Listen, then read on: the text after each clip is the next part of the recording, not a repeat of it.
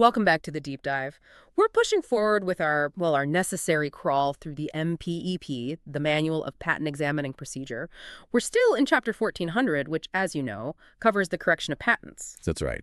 And today we're zeroing in on a very specific but important procedural tool.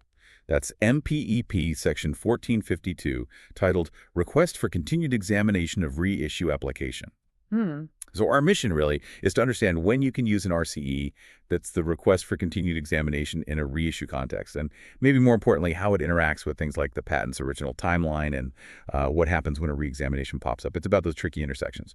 Absolutely. I mean, when you're already in a reissue situation, trying to correct an issued patent, things are complex enough. Knowing precisely how to leverage an RCE to keep prosecution going without starting all over again, that seems critical. And before we jump in, a special thank you, as always, to Mike Shepard, the creative director making this whole audio series happen. Okay, let's get into it. All right, so let's unpack this basic rule. When can you actually file an RCE for a reissue application? It seems like there's a key date involved. There is. The absolute linchpin is the filing date of the reissue application itself. The RCE, which falls under 37 CFR 1.115, it's available for utility or plant patent reissue applications only if that reissue application was filed on or after June 8th, 1995. Okay, June 8th, 1995 for the reissue filing. That seems clear enough. But here's where I imagine it could get, well, strategically interesting or confusing. What about the original patent? Does this filing date matter? Say if the patent application was filed way back, long before 1995. Does that old history prevent using this RCE tool now? No, and that's probably the most valuable piece of information in this section.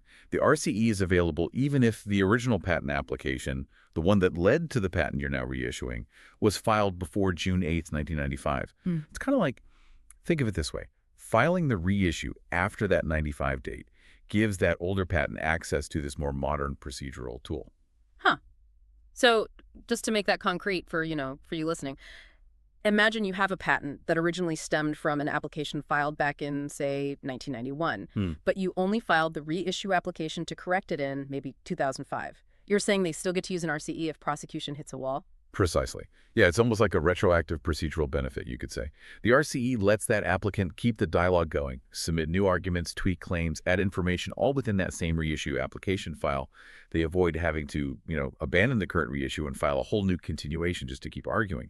That saves a lot of hassle and time. That flexibility must be incredibly valuable, especially, like you said, for older patents. You might think they're stuck with older rules, but the reissue filing date opens this door. That's exactly it. The focus is on when the corrective action started under the current rules, not necessarily when the original IP was created. It streamlines the correction process. It gives you a clear path to keep talking with the examiner without the disruption of a brand new filing every time you hit a final rejection. Okay, so moving on to the mechanics then. When you file that RCE in a reissue, what actually happens to the application's status? Is it treated like a fresh start, a new filing? No, absolutely not. And that's a really critical distinction. An RCE does not create a new reissue application. It simply continues the prosecution of the one that's already pending. It's not like filing a standard continuation or a CIP where you get a whole new application number. The RCE is just a request to, restart the examination phase on the existing application. Right. So if it's just continuing the existing application, what does that mean for public notice? Normally, reissue applications get announced in the official Gazette, right? To let people know the patent claims might be changing. Does filing an RCE trigger another announcement like that? No, it doesn't, because it's seen as an internal step, just extending the examination within the application that's already been announced. The filing of the RCE itself is not announced in the official Gazette. The public got their heads up when the reissue was first filed. The RCE is just part of that ongoing process. Ah, okay. That lack of a new public notice could be strategically useful too, couldn't it? It means the applicant can continue trying to fix the patent without maybe attracting fresh attention from competitors or potential litigants who might be watching the file. Exactly. It keeps things a bit lower profile during that extended back and forth. And another thing, this continuity means the whole prosecution history stays together neatly in one file wrapper. You don't get that potential fragmentation across different application numbers that you might see if you filed a series of continuations. Makes it much easier to follow the history later on. Yeah, that clean record is definitely valuable down the line, especially if the patent ever ends up in court, having the whole story of the correction in one place. Absolutely. It provides clarity and, it aligns with the whole point of reissue correcting the patent without adding totally new stuff. The RCE just helps make that correction happen more smoothly. Okay, now let's dive into what sounds like the most complex part, that procedural intersection point. What happens if this reissue application, where you might want to file an RCE, has already been formally merged by the Patent Office with an ongoing reexamination for the very same patent? Yeah, this is where things get tricky because you have two proceedings kind of pulling in different directions. The reissue, remember, is the patent owner trying to fix good faith errors. The reexamination, though, is usually a validity challenge, often based on prior art, and crucially, it has that legal requirement for speed special dispatch. Okay, so you've got this merged proceeding. The applicant files an RCE wanting to continue arguing in the reissue part. Does that act of filing the RCE automatically break the merger apart, since you're trying to extend things? Surprisingly, no. Filing the RCE in that merge situation does not automatically dissolve the merger. The logic is pretty straightforward, procedurally speaking. The RCE actually prevents the reissue application from being considered abandoned. Since the reissue is still alive, the original reason for merging them, usually efficiency, handling overlapping issues together, technically still holds. But the office can't just let the reexamination part languish indefinitely while the applicant keeps filing RCEs in the reissue part, can they? What about that speed requirement for reexams? Exactly. And that's the override. The office absolutely retains the discretion to dissolve the merger. And the main reason they do that is precisely to protect that statutory requirement for special dispatch in the reexamination. That phrase isn't just a suggestion, it's a legal mandate for speed.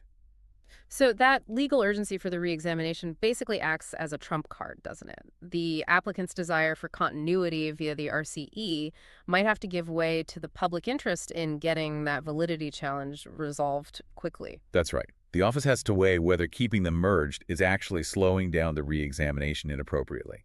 And this is critical. If you're in this boat, you must look at the specific merger decision document the office issued for your case. That document usually lays out the ground rules. For instance, if the merger was mainly about, say, overlapping prior art issues relevant to both, the office might let the merged RCE proceed if it seems efficient. But I can imagine scenarios where they'd say, nope, we're splitting these up now. What kind of things would make them dissolve it? Well, think about external pressures. If there's parallel litigation heating up related to the reexamination and the RCE looks like it's introducing delay, boom, the merger's likely gone. Or if the reexamination involves really complex issues that aren't easily handled within the reissue framework, they might separate them just to keep the reexam moving quickly and cleanly, meeting that special dispatch rule. Basically, the office is asking, is keeping these merged still serving the goal of speed for the reexam, or is the RCE becoming an obstacle to that? That raises a related point. Could filing an RCE in a merged case ever be seen by the office as, well, an attempt by the applicant to deliberately slow down the reexamination challenge? That's a very fair question. While the RCE is a perfectly legitimate tool, you bet it's going to be scrutinized closely in a merged setting where validity is actively being challenged.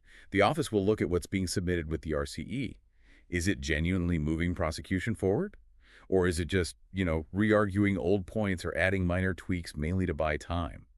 If they perceive it as tactical maneuvering designed to impede that special dispatch of the reexam, well, that gives them a very strong incentive to use their discretion and dissolve the merger. They'll force the reexamination to proceed on its own fast track. So in that merged scenario, the RCE offers continuity for the reissue part in theory, but the continuity is always sort of conditional, isn't it? It's subject to the office's higher duty to get the validity question answered quickly. Precisely. That's the bottom line.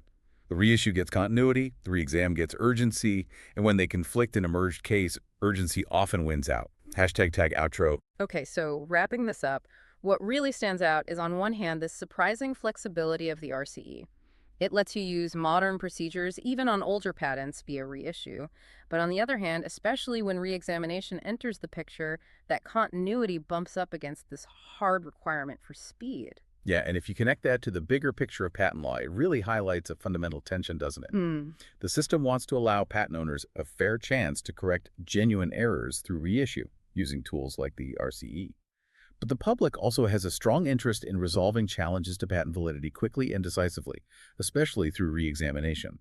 That need for special dispatch is the check that prevents the correction process from being used to indefinitely stall a validity fight.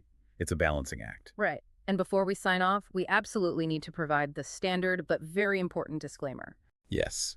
This summary of the MPEP was generated using AI tools, Okay. including ChatGPT and Notebook LM. It might contain errors or omissions. It's really provided for general educational and informational purposes only. It is definitely not legal advice, nor is it a substitute for proper formal instruction. For authoritative guidance, you absolutely need to consult the official MPEP itself, talk to a qualified instructor, or seek advice from a registered patent practitioner. Couldn't say it better. Thank you for joining us for this deep dive into MPP Chapter 1400 and the specifics of RCEs and reissue. We'll catch you next time.